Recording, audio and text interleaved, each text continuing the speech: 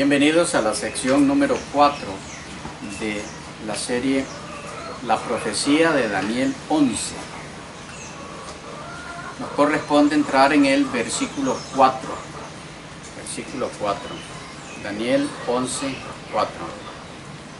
Dice: pero cuando se haya levantado, su reino será quebrantado y repartido hacia los cuatro vientos del cielo, no a sus descendientes, ni según el dominio con que él dominó, porque su reino será arrancado y será para otros fuera de ellos. De algún beneficio es que leamos de nuevo el texto, porque vamos a irlo desglosando por frases para que lo tengamos en mente en su conjunto. Pero cuando se haya levantado, su reino será quebrantado y repartido hacia los cuatro vientos del cielo, no a sus descendientes, ni según el dominio con que él dominó, porque su reino será arrancado y será para otros fuera de ellos. Bien. Dice: pero cuando se haya levantado, su reino será quebrantado. Cuando se haya levantado. Es curioso que el texto no dice cuando haya envejecido o cuando haya sido derrotado. ¿Por qué? Porque el reinado de Alejandro no cesó o acabó por su vejez o por derrota, sino por muerte prematura, siendo muy joven, por cierto. Cuando Alejandro murió en Babilonia, solo tenía 32 años de edad. Alejandro agotó sus energías en las orgías y borracheras, y cuando murió en el 323 a.C., sus proyectos vanagloriosos y ambiciosos quedaron repentinamente, totalmente eclipsados. Alejandro nació en el 356 a.C. Su levantamiento como conquistador es más que reconocido en la historia antigua. Muere tras haber conquistado un inmenso imperio que alcanza hasta la India por el oriente y en el que mezcla la cultura helenística y las autóctonas. La conquista del imperio persa por Alejandro significó una apertura inesperada de horizontes para el mundo griego. La adopción de una lengua y una cultura comunes en el lado griego se produjo solo a raíz de las conquistas de Alejandro, un príncipe macedonio que aunó en sus afanes de conquista universal las ambiciones puramente macedonias y las prácticas culturales helénicas, asimiladas desde su niñez hasta convertirlas en algo propio. Esta uniformidad cultural griega continuó durante el periodo de dominación romana, hasta culminar precisamente en la fundación de la Nueva Roma. Noten cuán grande fue su influencia. Los judíos también fueron abarcados por las conquistas de Alejandro. Tras las conquistas de Alejandro, los judíos quedaron efectivamente integrados dentro del imperio greco-macedónico y debieron adaptarse a esa nueva situación en la que el territorio entraba a formar parte de un espacio político y cultural donde la lengua y la cultura griegas ejercían una preponderancia casi absoluta. Alejandro había subido al trono de Macedonia en el 335 a.C. En ese mismo año, Aristóteles regresa a Atenas y funda una escuela filosófica en deuda a la filosofía platónica. Hablando de sus logros, un historiador dice respecto a la imagen y fama que había logrado Alejandro: la posteridad rodea al hijo de Filipo de una aureola de energía y entusiasmo típicamente helénicos. Es el gran héroe de la historia, una de sus figuras privilegiadas, dotada de eterna juventud y en quien inteligencia y voluntad se equilibran armoniosamente. En lo de inteligencia, parece que el historiador aquí no ha aceptado mucho, si pensamos en la forma en la que murió. Pero es muy posible que se esté refiriendo aquí a su inteligencia en el campo militar como conquistador. Digo esto porque murió borracho, así que no era muy inteligente. Alejandro hizo caso de sus ideales propios, hizo suyo el proyecto de su padre de vencer a Persia. Pero a simple vista, si solo echamos una ojeada a la historia de esa época, ese proyecto era algo prácticamente imposible, inimaginable.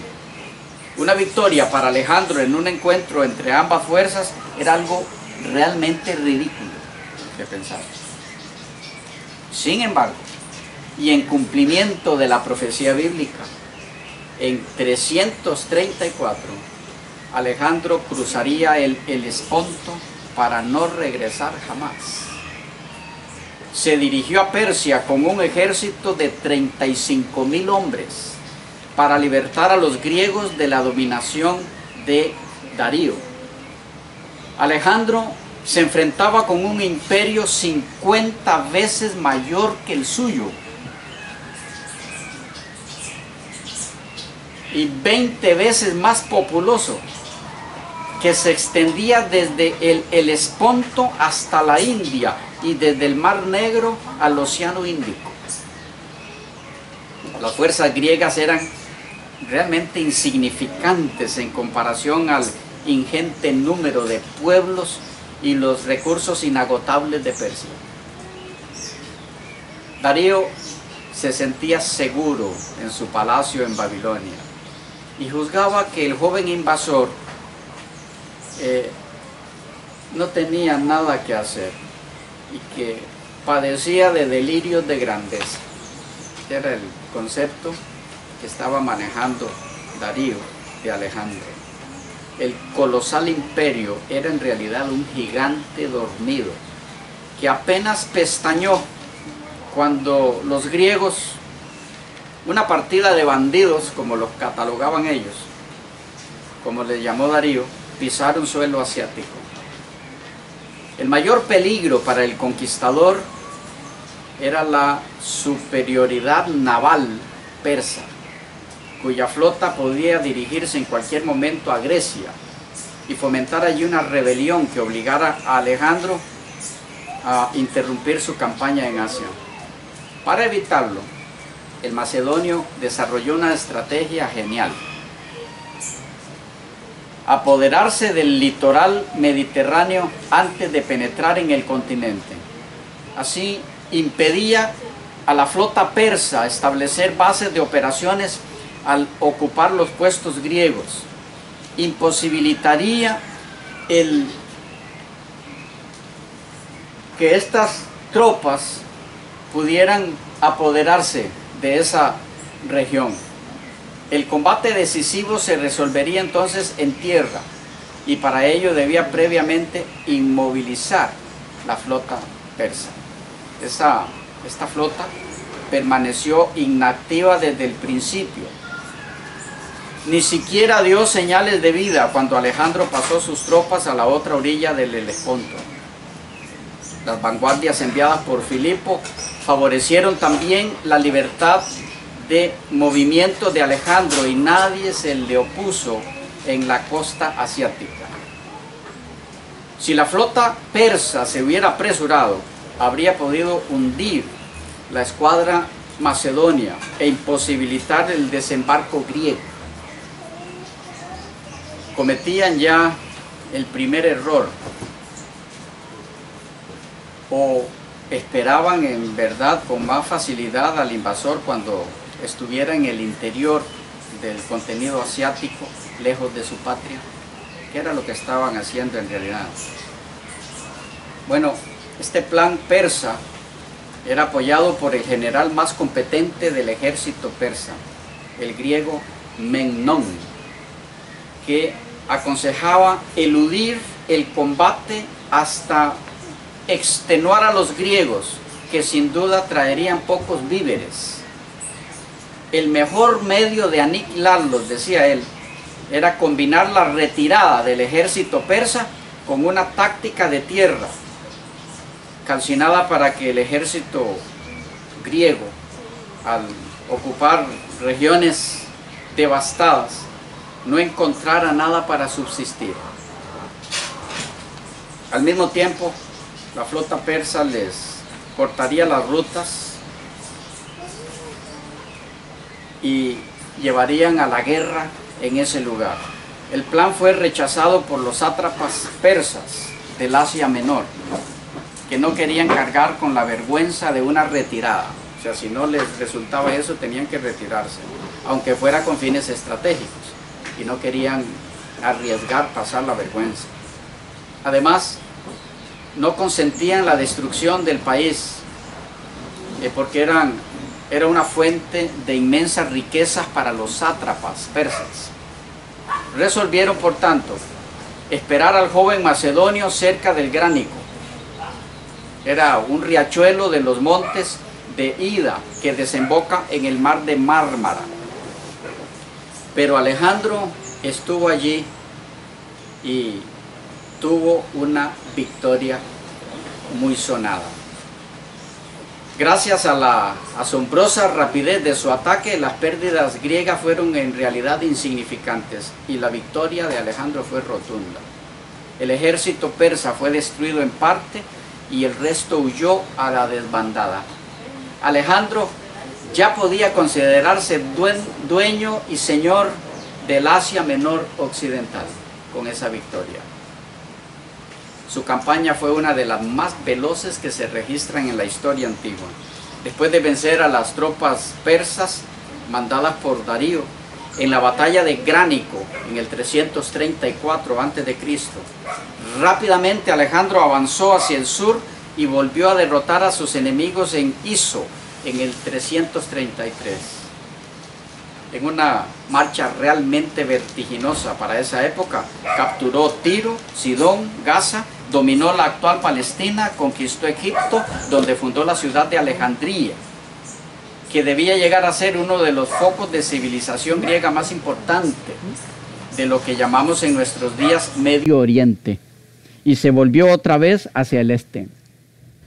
Tengamos en cuenta que le tocó avanzar por un territorio montañoso y quebrado, que tuvo que atravesar los dos ríos que forman la Mesopotamia milenaria, el Éufrates y el Tigris, para llegar a encontrarse nuevamente con un ejército persa de 1 millón de hombres en Arbela. La batalla fue decisiva y el triunfo de los griegos terminante. Año 331 a.C. Ya lo decía el texto, se levantaría. Su levantamiento no fue común, sus victorias tampoco, pero el texto dice más. Dice, cuando se haya levantado, es decir, cuando estuviera en su mayor fuerza, ¿qué dice? Su reino será quebrantado. No solo estaban predichas las incomparables victorias de Alejandro, su vertiginoso levantamiento, sino también su caída. Y como en los casos de conquistadores anteriores, el texto profético especifica los detalles. Esta es la parte que por lo menos a mí más me impresiona. ¿Cómo ocurrió su caída? La produjo su muerte repentina, no esperada, como sucedieron las cosas. Cuando apenas contaba con 33 años de edad, creo que dije 32 anteriormente, 33 años de edad. En el año 323 a.C., falleció Alejandro, atacado por una fiebre violenta, un año después de su regreso de la expedición a la India. Esta fiebre fue el resultado de una borrachera que se dio a Alejandro en Babilonia. Es que Alejandro, dueño ya de una buena parte de Europa, de África y de Asia, a sus 33 años, y que contaba a emprender cosas más grandiosas todavía, y que quería llevar otro ejército hasta los límites del occidente, vivía en medio del lujo más insensato, de los más increíbles desórdenes, tanto que la naturaleza atropellada de su organismo físico se dio por vencido. No logró nunca ser dueño de sí mismo, aunque dominaba casi Europa. Su muerte tuvo lugar en el antiguo palacio del rey Hammurabi de Babilonia, un año después de su regreso de la India, precisamente mientras planificaba la conquista de Arabia y del Mediterráneo occidental, porque Egipto había sido ya conquistado durante la campaña persa. Definitivamente nos encontramos en Alejandro frente a una de las figuras histórico-políticas más renombradas. Aún era de corta edad cuando ya anunció lo que llegaría a ser algún día. Todas sus diversiones eran juegos heroicos. Era excelente luchador, era un aguerrido atleta, jinete consumado. Solo Alejandro pudo domar en el gimnasio a Bucéfalo, su favorito caballo de guerra, que un día debía acompañarle en sus triunfos hasta el Indo. Las facciones de Alejandro, si hemos de creer a los artistas que le esculpieron en inmortales estatuas, eran bellas en extremo. Nariz aguileña, ojos grandes, llenos de expresión y viveza, cabello rubio, rizado, cabeza erguida, estatura mediana, cuerpo airoso y fornido. A estas bellas prendas personales añadía mucho ingenio y talento, y deseo insaciable de instruirse en ciencias y artes. Amaba con pasión la poesía. Llevaba siempre consigo la Ilíada de Homero, a la que llamaba guía del arte militar. Había nacido para conquistar y siempre amó el combate. Los héroes de Troya le enardecían. Conociéndole su padre a fondo, le decía ya de chico: Alejandro, Macedonia es muy pequeña para ti. Le dio por maestro al sabio más grande que tuvo Grecia, Aristóteles. Pero en medio de tan excelsas prendas, descollaba una pasión desmedida de dominar, una loca ambición de gloria. Alejandro soñaba con ser el único soberano de la tierra, el único depositario de los conocimientos humanos. Alejandro pasó por alto que el texto sagrado, colocado allí por la inspiración divina a través del profeta Daniel, refiriéndose a su reino, ensalzado por los logros humanos y visto desde mucho tiempo antes por la presciencia divina, había dicho: será quebrantado. Pero más importante e impresionante aún es que la profecía bíblica no solo predijo con varios siglos de anticipación, esto para los que creen que la Biblia no es inspirada, que el reino de Alejandro sería quebrantado. No solo predijo eso, sino que especificó la forma en la que ese reino sería quebrantado. El texto venía diciendo: pero cuando se haya levantado, su reino será quebrantado y repartido hacia los cuatro vientos del cielo. No a sus descendientes, ni según el dominio con que él dominó, porque su reino será arrancado y será para otros fuera de ellos. ¿A qué se refería la profecía con la frase y repartido hacia los cuatro vientos del cielo? Los cuatro vientos del cielo, hacia los que este reino quedaría esparcido, deben entenderse como cuatro subdivisiones literales que surgen de su gran pero frágil imperio. Estas divisiones fueron gobernadas por Seleuco I Nicátor, Ptolomeo I Sóter, Casandro y Lisímaco. Los cuatro vientos del cielo es alusión a los cuatro puntos cardinales. La misma división está simbolizada por las cuatro cabezas del leopardo del capítulo 7 y versículo 6 del mismo Daniel. Y mediante los cuatro cuernos del macho cabrío del capítulo 8 versículos 8 y 22.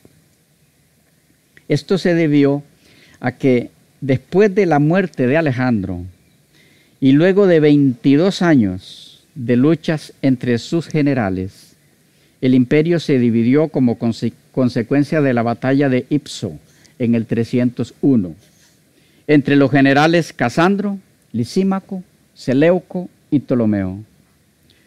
Un historiador, aludiendo a este momento histórico, dice: cansados sus generales de hacerse entre sí terrible guerra, convinieron al fin en dividir el inmenso imperio en cuatro reinos principales. 1.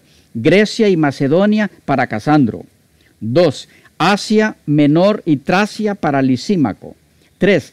Egipto y Palestina para Ptolomeo. 4. Mesopotamia y Siria para Seleuco. Termina diciendo el historiador: los demás países que componían el imperio de Alejandro se hicieron independientes.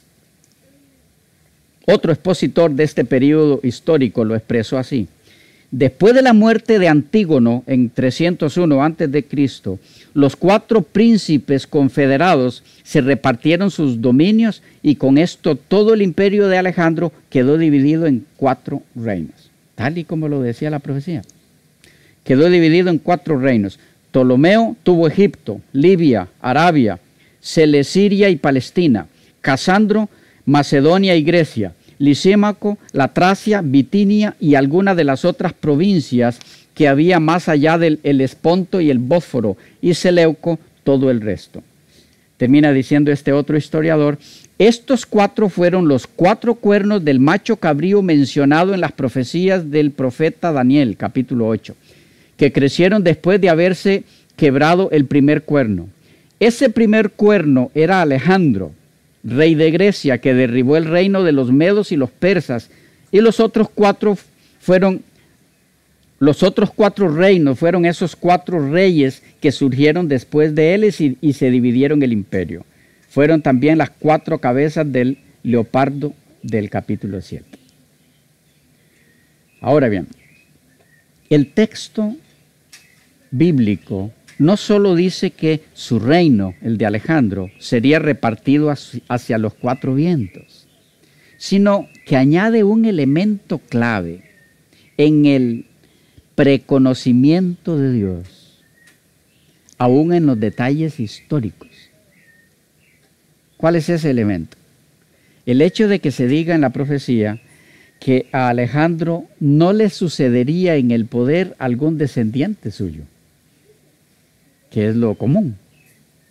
Queda del rey el hijo, después de que el rey muere en batalla o como haya muerto. Lo común en la historia de las naciones antiguas. Textualmente dice la profecía: su reino será quebrantado y repartido hacia los cuatro vientos del cielo. ¿Qué sigue luego? No a sus descendientes. Este detalle es clave. No a sus descendientes. Es decir, Alejandro no heredaría su poder a ningún descendiente. ¿Se cumplió este detalle profético en la historia? Por supuesto que sí. ¿Por qué lo sabemos? Porque Alejandro no tuvo descendencia. Él había dejado estipulado: si de mi esposa Roxana nace un varón, que éste sea rey para los macedonios. Pero si nace una hembra, que elijan a quien quieran como rey. Alejandro Magno contrae matrimonio con Roxana en el año 327 a.C., quien era hija de un noble bactriano, Oxiartes se llamaba. Ahí hay nombres para los que estén embarazadas por ahí, que estén pensando en algún nombre para su pequeño. Perdón. De Roxana nació un hijo de Alejandro, pero después de la muerte de Alejandro. Fue un hijo póstumo. Poco después de contraer matrimonio con Roxana, nacería su primer hijo, Heracles, pero no de ella, sino de Barcine, concubina oficial suya desde el 333. Las fechas no son seguras porque para algunos autores ese niño habría nacido en el 327 según Diodoro. Para otros, ese niño nació en el 325-24 según Justino. Dependiendo del momento concreto en el primer caso y sin duda ninguna en el segundo, a pesar de su matrimonio con Roxana, Alejandro siguió frecuentando la compañía de Barcine. Parece que es vieja esa historia, esa costumbre. En cualquier caso, solo Roxana era, por entonces, su esposa legítima, y en ningún momento entre ambas fechas, coincidiendo con la construcción, o en algún momento más bien, coincidiendo con la fecha de la construcción de la flota en el 326, parece haber muerto al poco de nacer un primer hijo tenido por Alejandro. Murió. El punto es que al momento de la muerte de Alejandro no había un hijo que le sucediera en el trono. Por lo menos un hijo legítimo. ¿Ok? No existía. De algún modo, no dejaba de ser significativo que todavía el rey no tuviese ningún hijo de un matrimonio legítimo, tras haber perdido Roxana a su primer vástago, y que los que eventualmente pudiera tener de sus por entonces 3 esposas serían medio orientales. Por todos lados se le complicaba el asunto para un descendiente legítimo en el trono. Esto llevó a que fuese la muerte del rey causada por enfermedad o envenenamiento, de lo que no hay mucha seguridad. Los intereses de sus más allegados habían sido variados, habían ido divergiendo en el tiempo. De momento, nadie se atrevió a proclamarse rey porque seguía habiendo candidatos de la propia sangre de Filipo, el papá de Alejandro, para sucederle a Alejandro. Y seguía estando la incógnita de si Roxana, que estaba embarazada de 6 ya a 8 meses, daría a luz un hijo varón. ¿Recuerdan? Que de eso dependía, si fuera varón. Fuere lo que fuere, da la impresión de que el acuerdo al que llegaron los compañeros y generales fue esperar al nacimiento de ese niño. Y si era varón, nombrarle rey. Y al tiempo, dirigir los asuntos del Estado en forma colectiva entre todos ellos, si ponían de rey al niño, porque cómo iba a gobernar el niño. Lo ponían, si nacía varón, y ellos se encargaban de dirigir mientras el niño crecía y tomaba el poder. La propuesta de Nearco de considerar como rey al hijo ya nacido de Alejandro, Heracles, no contó con suficiente apoyo, tal vez por ser fruto de una unión no legítima. ¿Recuerdan? El otro hijo. Incluso algunos como Ptolomeo se oponían también a considerar como rey al hijo no nacido de Roxana, con el pretexto de que su madre era esclava. no era de ellos. En todo caso, a la mayoría le pareció esa opción, la del hijo de Roxana, mejor que la que habían empezado a plantear los soldados que se estaban inclinando por Arrideo, hijo de Filipo y hermanastro de Alejandro. Pero tenía un problema tenía una enfermedad mental que en principio le había incapacitado para reinar a pesar de ser mayor que Alejandro. El punto aquí es que Alejandro, al momento de su muerte, no contaba con un hijo nacido de descendencia legítima para que le sucediera en el trono.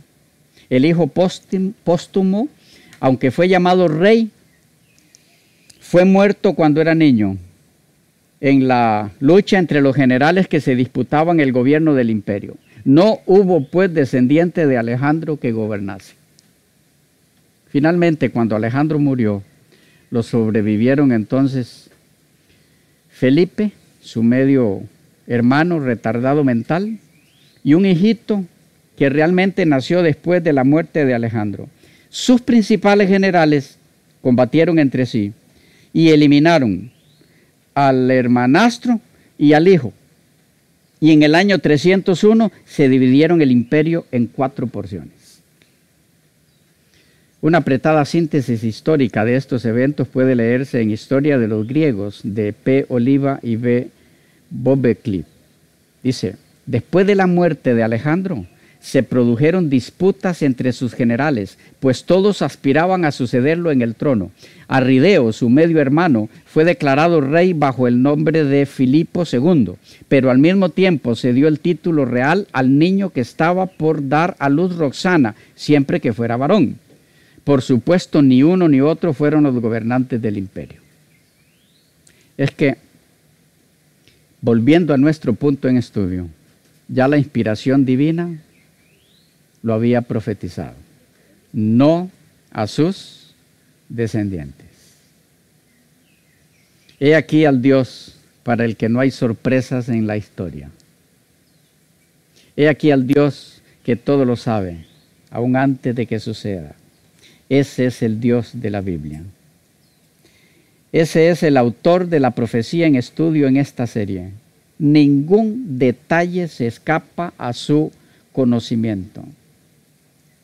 ¿No les parece que en un Dios así es sabio depositar nuestra vida y nuestra total confianza? Que en un Dios así nuestro futuro está asegurado si tan solo seguimos sus instrucciones. Esa es la invitación en esta ocasión, a que depositemos nuestra confianza en ese maravilloso, omnisapiente u omnisciente Dios, que no se le escapa ningún detalle en la historia, que ya todo lo vio y lo registró, para que tengamos confianza de que también vio lo que será nuestra vida en sus manos. El texto dice más, ni según el dominio con que dominó. Lo veremos en la próxima sección, que nos pasamos bastante rato hoy. Dios les bendiga mucho.